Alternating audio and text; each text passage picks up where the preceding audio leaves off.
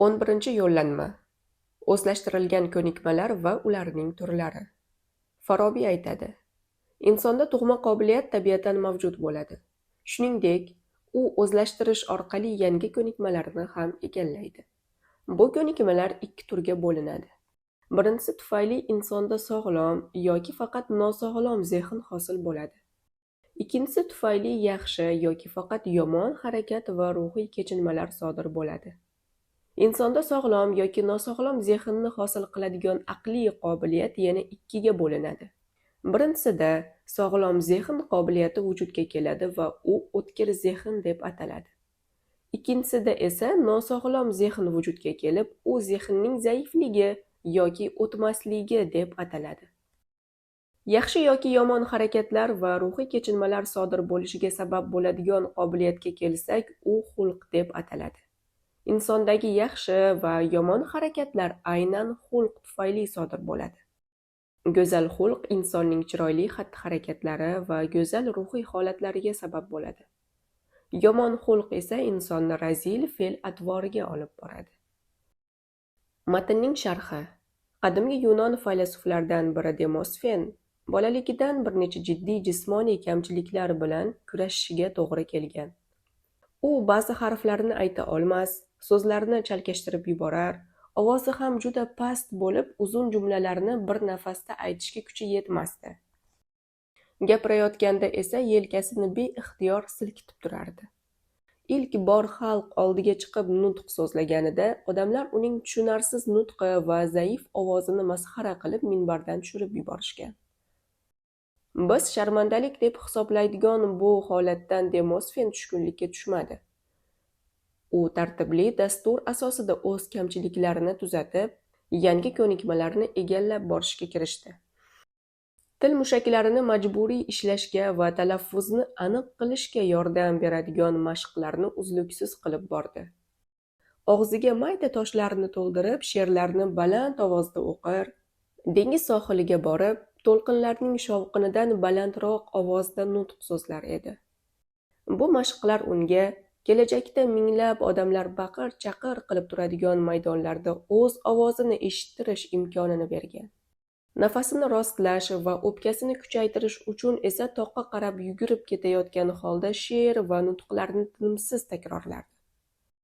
Yelka silkitish odatidan qutulish uchun shiftga uchli qilichni osib qo'ydi. Gapirayotganda beixtiyor yelkasini ko'tarsa, qilich unga sanchilar edi. Yer ostida maxsus xona qurdirib, u yerda oylab mashq ham qilgan. Tashqariga chiqib ketish istagini yengish uchun u soqol va sochining yarmini qirib tashlagan. Bunday ko'rinishda odamlar orasiga chiqishdan uyalib, majburlikdan mashqlarini davom ettirgan. Ko'p yillik zahmatli mehnatlardan so'ng Demosfen Afinaning eng kuchli siyosiy notig'iga aylandi. Uning nutqlari shu qadar ta'sirli va mantiqli ediki, natijada u butun xalqni Makedoniya podshohi Filip II ga qarshi birlashtira olgan edi. Uning Filipga qarshi aytgan nutqlari tarixda qolgan. Demosfenning hayoti tabiatan insonga faqat xomashyo berishini, shaxsiyatni esa iroda va mehnat shakllantirishini yaqqol ko'rsatadi. Demosfenda tug'ma notiqlik salohiyati bor edi.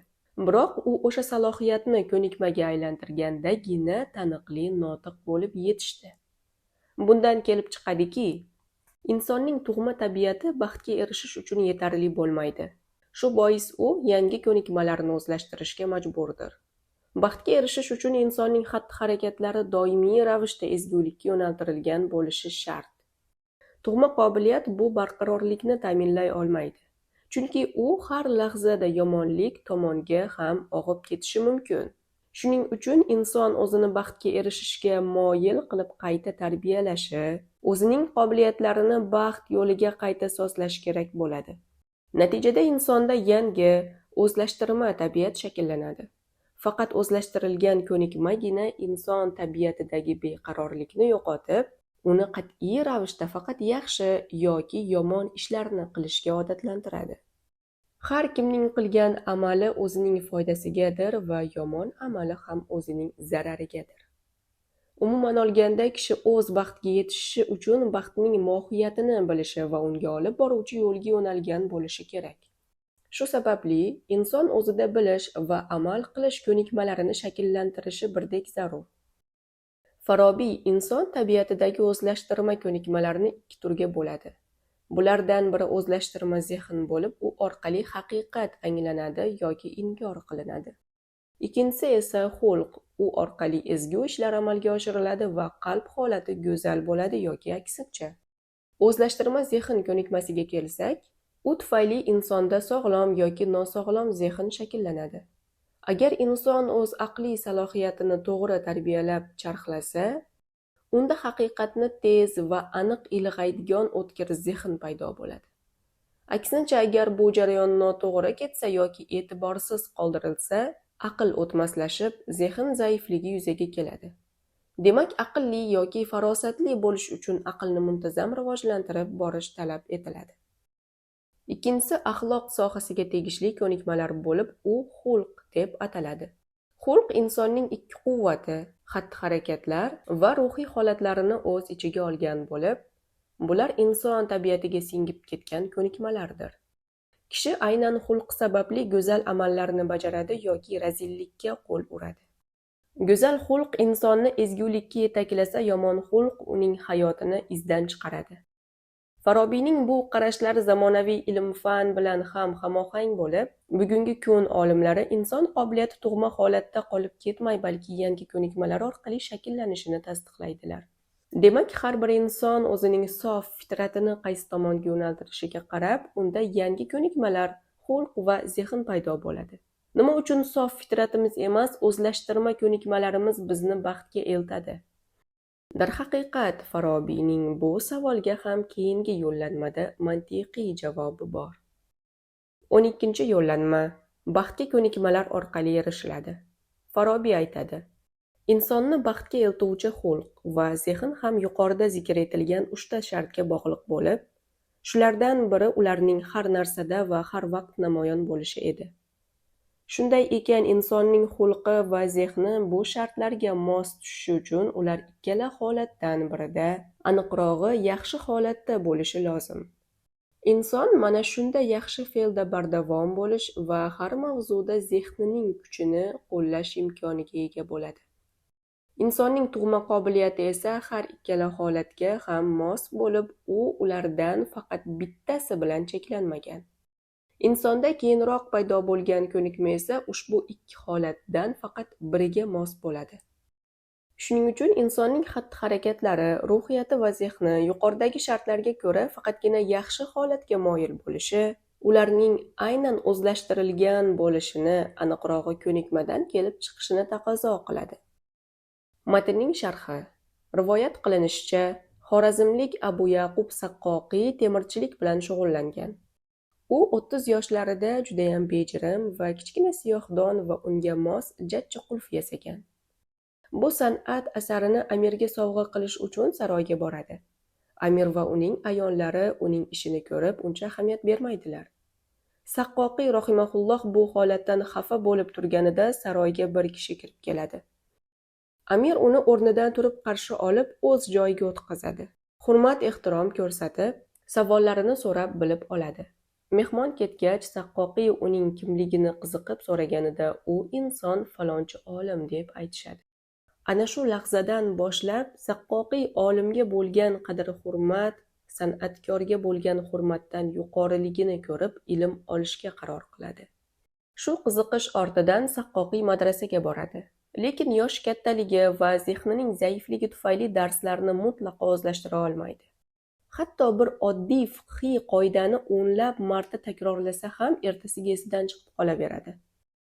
Sheriklari uning ustidan kula boshlagach umidsizlikka tushadi va madrasani tark etib toqqa chiqib ketadi. Bir kuni tog'da dam olib o'tirsa, uzoqdan bir buloqqa ko'zi tushadi. Buloqning yuqorisidan tomchilayotgan suv pastdagi toshni teshib yuborganini ko'rgach, Saqqoqiy o'ziga o'zi shunday deydi: mening qalbim bu toshdan qattiq emas, ilm esa bu suv tomchisidan yumshoq emas. Agar suv tomchisi muntazamlik bilan toshni tesha olsa, demak mening tinimsiz harakatim ham ilmni qalbimga singdira oladi. Sobiq temirchi bu voqeadan so'ng tinimsiz takrorlash va sabrni o'ziga shior qilib oladi. Saqqoqiy madrasaga qaytib tinimsiz mehnat qiladi. Natijada arab tili, grammatika, mantiq va balog'at, ya'ni notiqlik va uslubiyat ilmida o'z davrining peshqadamiga aylanadi. Uning Miftohul Ulum asari 12 ta ilmni o'z ichiga olgan qomusiy asar bo'lib, keyinchalik Qutbiddin Roziy, Sa'duddin Taftazoniy va Sayyid Sharif Jurjoniy kabi buyuk mutafakkirlar unga sharhlar yozishgan. Saqqoqiyning hayoti tug'ma qobiliyatining zaifligini barqaror ko'nikma orqali yengish mumkinligiga tarixiy misoldir. Insondagi holatlar uni baxtga yetishi uchun ixtiyoriylik, davomiylik va xolislik shartlariga javob berishi zarurligi avvalroq ko'rsatilgan edi. Forobiy insonning ko'nikmalari ham o'z-o'zidan ushbu 3 ta shartga tobe ekanligini eslatmoqda. Har bir inson o'z fitratini ongli ravishda qaysi tomonga yo'naltirishiga qarab, unda yangi ko'nikmalar hosil bo'ladi. Demak, inson qanday xulq va zehnda bo'lishini o'zi ixtiyor qiladi va shu bilan birinchi shart amalga oshgan bo'ladi. Ushbu yo'llanmada Forobiy aynan xulq va zehnning barqarorligi masalasiga batafsil to'xtaladi. Baxtga erishishimiz uchun gohida yoki tasodifan yaxshilik qiladigan qobiliyat emas, balki har doim va har qanday vaziyatda sobit turadigan ko'nikma zarur bo'ladi. Tug'ma fitrat esa bizga bunday kafolatni bera olmaydi. Chunki u o'z tabiatiga ko'ra egiluvchan va ikki tomondan biriga og'ib ketish ehtimoli bor. Ilm-fan tadqiqotlariga ko'ra, inson miyasida bazal gangliyalar deb ataluvchi qism mavjud. Kishi yangi ishni o'rganish jarayonida miyaning asosan old qismi ishlaydi. Bajarilayotgan ish takrorlanib ko'nikmaga aylanganida esa boshqaruv old qismdan bazal gangliyalarga o'tadi. Inson bu ishni avtopilot rejimida kuch sarflamasdan bajara boshlaydi. Forobiy aytgan baxtga eltuvchi barqarorlikning fiziologik asosi aynan shu, yaxshilikni avtomatik bajarish darajasiga chiqishdir. Saodatga eltuvchi ikki qanot. 13-yo'llanma: go'zal xulq va o'tkir zehn baxtga eltadi. Forobiy aytadi: demak, faqatgina go'zal xulq paydo bo'lganida xatti-harakatlarimiz va ruhiy holatimiz bizni shubhasiz saodatga eltadigan darajada bo'ladi. Bizdagi o'tkir zehn yo'qolmaydigan yoki yo'qolishi qiyin bo'lgan ko'nikmaga aylansa, shundagina bizni shubhasiz baxtga eltadigan darajada bo'ladi. Matnning sharhi. Biz baxtga yetishimizning yo'llari va vositalari ham bo'lishi kerak degan izlanishga kirishib, uni o'z tabiatimizdan qidirdik. Bunda tug'ma fitratimiz va keyinchalik o'zlashtirilgan ko'nikmalarimizni tahlil qildik. So'ng bizni faqatgina o'zlashtirma ko'nikmalar xulq va zehn baxtga eltishi mumkinligini asosladik. Mazkur mantiqiy xulosaning hal qiluvchi nuqtasiga ham yetib keldik. Muhaddislar sultoni Imom Buxoriy odamlardan uzoqda yashaydigan bir kishidan noyob hadisni o'rganib, uni yozib olish maqsadida uzoq safarga chiqadi. Olis yo'l bosib manzilga yetgach, qarasaki, haligi kishi otini hiyla bilan tutib olish maqsadida unga qo'lidagi bo'sh xaltani ko'rsatib chorlayotgan bo'ladi. Buxoriy bu holatni ko'rib, u kishidan hadis olishdan voz kechib ortga qaytadi. Chunki unda bilim bor-u, lekin go'zal xulq yo'q, ya'ni rostgo'ylik yo'q. Zamonaviy psixologiyada muvaffaqiyat va baxt uchun faqat IQ, ya'ni intellektual salohiyat yetarli emasligi isbotlangan. Buning uchun insonga hissiy intellekt, suv va havodek zarur. Tadqiqotlarga ko'ra, hayotda muvaffaqiyatga erishgan insonlar yutug'ining 85% ularning fe'l-atvori va muomalasiga, ya'ni xulqiga, 15%gina texnik bilimiga bog'liq ekan. Bu esa Farobiyning muvaffaqiyatga erishish uchun ikki qanot zarurligi haqidagi fikrlarining ilmiy tasdig'idir. Shunday qilib, qachonki bizdagi harakatlar va ruhiy kechirmalar doimiy go'zal xulqqa aylansa va aqliy qobiliyatlarimiz haqiqatni hech qachon adashmay topadigan o'tkir zehn darajasiga ko'tarilsa, ana shundagina saodat biz uchun ehtimol emas, balki muqarrar haqiqatga aylanadi. Bu ikki fazilat xuddi qushning ikki qanoti kabi bo'lib, birisiz ikkinchisi insonni yuksaklikka ko'tara olmaydi. Aynan shu ikki fazilat insonni qadri va maqomini ham belgilaydi. 14-yo'llanma. Inson qadrining ikki o'lchovi. Forobiy aytadi: Bas, go'zal xulq va o'tkir zehn insonning ikki fazilatidir. Chunki har bir narsaning fazilati uning o'ziga kamolot, fe'l-atvorga esa qadr bag'ishlaydi. Qachonki biz go'zal xulq va o'tkir zehnga ega bo'lsak, o'zimizda va fe'l-atvorimizda kamolot va qadr paydo bo'ladi. Demak, bu ikkisi tufayli biz oliyjanob, qadr-qimmatli va fozil bo'lamiz. Shuningdek, bu ikkisi orqali bizning hayotimizdagi yurib turishimiz va barcha ishlarimiz maqtovga loyiq tasarruflarga aylanadi. Matnning sharhi. Biz faqatgina fazilatlarimiz tufayli maqtovga erishamiz. Ushbu bobning avvalida Farobiy insonni faqatgina maqtovga loyiq amallarigina uni saodatga yetishishini bayon qilgan edi. Keyin esa buni asoslash uchun masalani chuqurroq ochib berib, insonning aynan go'zal xulqi va o'tkir zehni uning baxtiga vosita ekanligini ko'rsatib berdi. Demak, insonning jamiyatdagi o'rni, uning hurmati yoki oliyjanobligi, boylik, mansab yoki nasab bilan emas, aynan shu ikki fazilatning mavjudligi bilan o'lchanishi lozim. Farobiy bu xulosaga kelishda falsafadagi fazilat tushunchasiga ham tayanadi. Har bir mavjudot yoki buyumning o'z kamolot cho'qqisi bo'ladi va uning qadri o'sha kamolotga qanchalik yaqinligi bilan belgilanadi. Insonni boshqa mavjudotlardan ajratib turadigan va uning haqiqiy ma'noda inson qiladigan javhar bu uning aql idroki va irodasidir. Shu sababli zehn va xulq yuksak darajaga chiqqanda kishining asl qadri namoyon bo'ladi. Qachonki shaxsda go'zal xulq va teran tafakkur jamlansa, u fozil, oliyjanob va qadrli insonga aylanadi. Farobiyning bu yondashuvi inson qadrini tashqi yutuqlar bilan o'lchaydigan falsafiy qarashlarga mutlaqo ziddir. Bu borada Makiavelli falsafasi maqsadga erishish uchun har qanday vositani oqlaydi. Farobiy esa haqiqiy qadr-qimmatni faqat ezgu vositalar va pok niyatlarda ko'radi. Zamonaviy ilm-fan bilan aytganda, bu IQ va hissiy intellektning uyg'unligi bo'lib, hayotdagi haqiqiy muvaffaqiyat va insoniylik maqomi aynan shu ikkisining birlashuvidadir. Insonni shu qadar yuksaklik va muqarrar baxtga olib chiquvchi bu fazilatlarga qanday ega bo'lish mumkin? Farobiy o'z kitobining keyingi 2 bobini aynan shu savolga javob berishga bag'ishlaydi.